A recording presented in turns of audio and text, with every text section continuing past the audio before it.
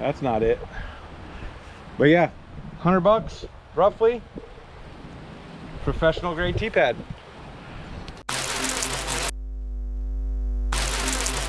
What's up, guys? Welcome to Sidearm Productions. My name's Matt. Today I'm going to hopefully show you guys how to build some affordable turf Teepads. Now, this is something that I wanted to do for a long time at Sawmill Disc Golf Course, but when I went to start kind of researching how to do it, there wasn't a lot of information out there. We've been working on it for quite some time now, and we just finished doing 20 pads. As I went through the process, I documented what I could. We did some time lapses of us completing the work. So now I just kind of want to walk you through the steps of how we did it. As far as the Teepads being affordable, they ended up costing us right about $100 each. A big part of that, of course, was the turf itself. So I'll go ahead and link where we purchased the turf. It was just on Amazon, but I'll put the Amazon link down in the description to show you guys what we purchased. And the price seemed to vary a lot there. The first piece of turf that we bought kind of as a test cost us over $90. And then later on, we kind of found them from the same seller, mind you, at a much cheaper price, right around $50. So that's going to be a big part of your expense.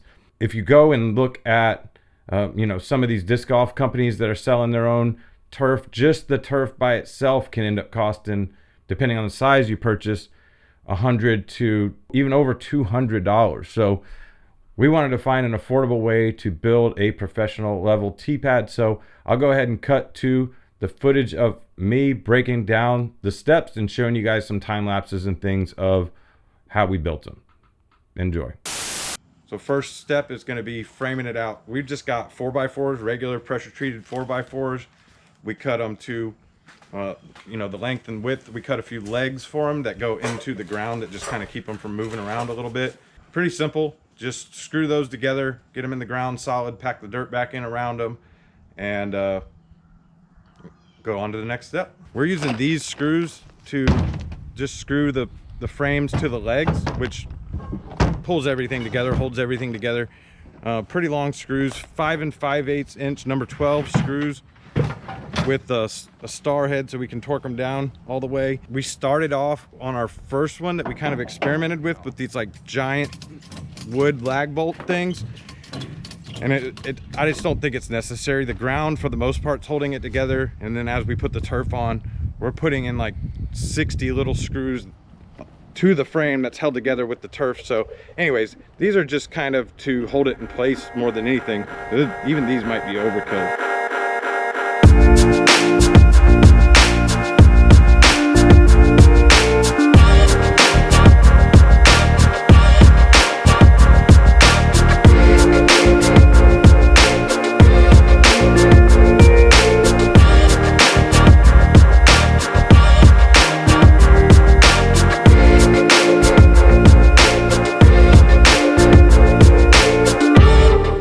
Site, and we've got to dig a hole and some post holes. So first thing we want to do is get down a couple of inches, the entire size of the pad. In this case, it's a 5 by 10 foot thing. So figure out the exact position we want the pad, dig that down, and then on each corner we're going to dig down where the legs will go into the ground. So I'll have 4 post holes on the corners, those will go in the ground, and then get the final position square and level, bolt the frame together, and then we got to start trying to fill it.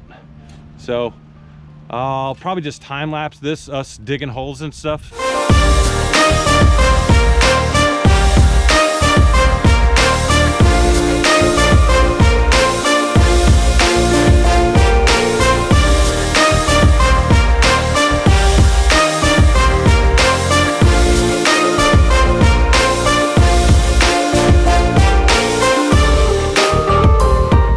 Got the frame done, level, square, or at least close enough. We gotta pack the dirt back into the post holes, and then we gotta start filling in dirt and tamping in the fill material. We'll show you what we're using. We don't know what number DOT screening we're using, but we're using DOT screening. It compacts real good. Makes for a nice surface for underneath the turfs. Again, this part we're just filling in the post holes and stuff, and then probably rake out the middle and packed some dirt around the edge of the frame where it's floating a little bit, just to make sure it doesn't move much. And then we'll start doing fill.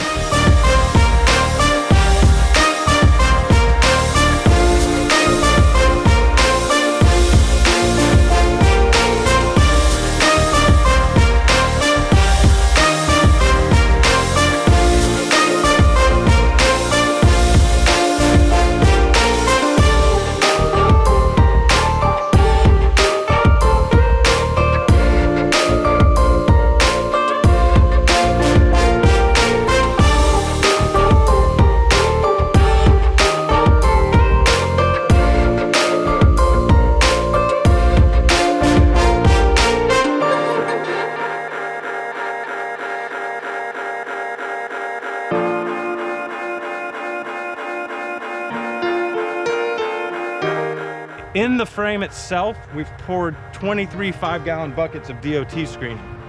And we're gonna have to tamp it again and screed it and level it and see how close we are. We'll go over it again with the tamp.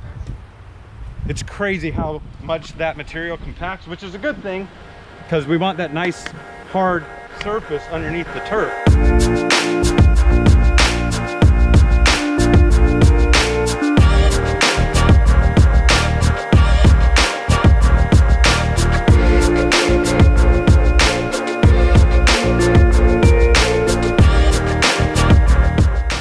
We're at the point where we're ready to put the turf on top of the filled pad.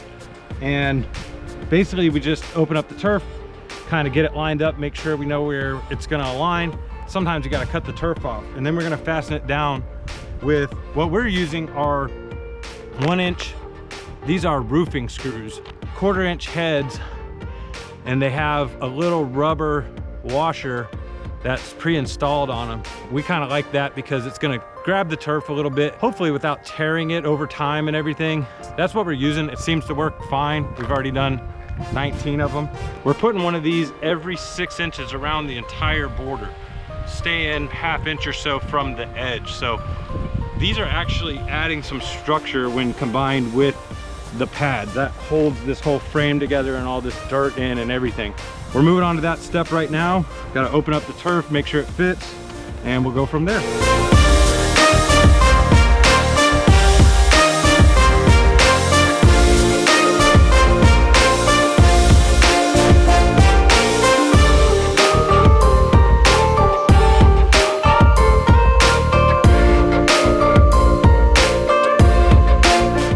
It looks like a Teepad now. Pretty happy with how it's come out. Level, square, turf looks great. It's pointed in the right direction. Just another note about when you lay the turf down. Now, this might not be all turf, but the way ours came was it was rolled up. It made the grass, the blades of grass lay a certain direction. What we found we preferred was that the way the grass is naturally laying, we want it to be pointing towards the basket.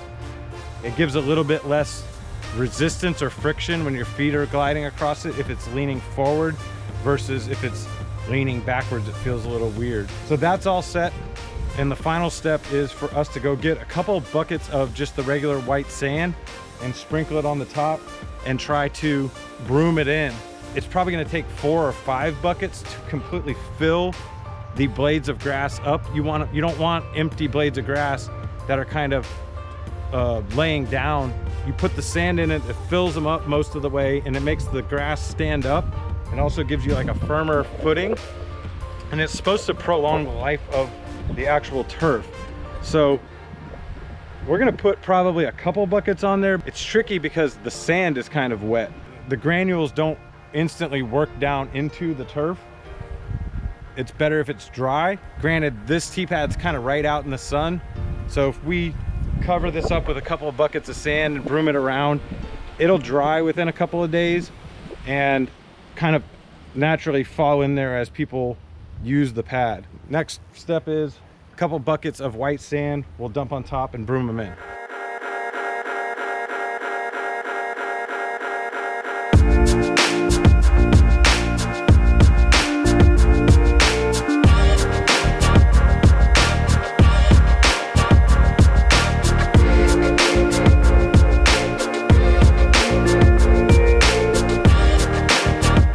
So you see what I mean?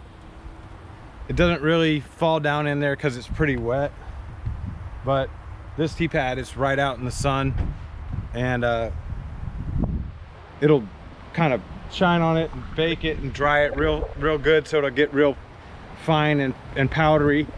And as people walk on it, it'll get real, it'll fall down into the grass. And we'll probably have to go back later and add more sand to pretty much the whole course, because this is about how much we put on all the pads, and they probably need a little bit more, but that's it. That's not it, but yeah, $100 roughly, professional grade Teepad.